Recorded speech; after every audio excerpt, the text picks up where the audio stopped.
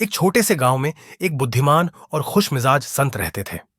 वे अपनी बुद्धिमानी और हास्य भावना के लिए दूर दूर तक मशहूर थे। एक दिन एक उत्साही युवा शिष्य जिसका नाम सम था, उनके पास आया और बोला, गुरुजी, मैं जानना चाहता हूं कि खुशी और सफलता का रहस्य क्या है। कृपया मुझे सिखाइए। गुरु सीतू मुस्कुराए और बोले, ठीक है, लेकिन पहले तुम्हें एक आसान सा कार्य पूरा करना होगा। बाजार जाओ और सबसे बड़ा और सबसे रसीला तरबूज खरीद कर लाओ। फिर उसे अपने सिर पर रखकर पूरे गांव में चलो, लेकिन ध्यान रहे वह गिरे नहीं।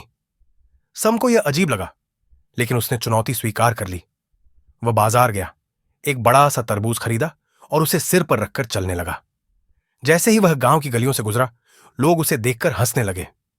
कुछ तालियां बजाने लगे तो कुछ ने मजाक में अजीब अजीब शक्लें बनाई। पर सम ने ध्यान नहीं दिया और पूरे गांव से होते हुए गुरुजी के आश्रम तक पहुंच गया। उसने राहत की सांस ली, क्योंकि तरबूज सही सलामत था। वह गुरुजी की ओर देखकर उनकी सराहना का इंतजार कर रहा था। लेकिन गुरु सीतू जोर जोर से हंस पड़े।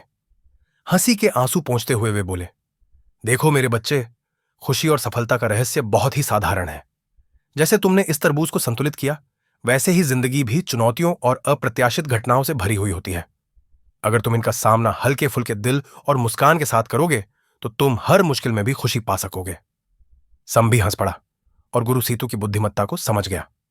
उस दिन के बाद वह हर चुनौती को मुस्कान के साथ अपनाने लगा, उसी दृढ़ निश्चय के साथ जैसे उसने तरबूज को संतुलित किया था। और जब भी वह जीवन में हताश या परेशान होता, तो उसे यह मजेदार तरबूज वाला सबक याद आ जाता और वह फिर से हिम्मत के साथ आगे बढ़ने लगता। याद रखना, जीवन को जरूरत से ज्यादा गंभीरता से मत लो। जब भी उदास महसूस करो, तो कोई पुरानी मजेदार बात याद करके हंस दो। यह थी एक छोटी लेकिन सीख देने वाली कहानी। देखने के लिए धन्यवाद। खुश रहिए। है।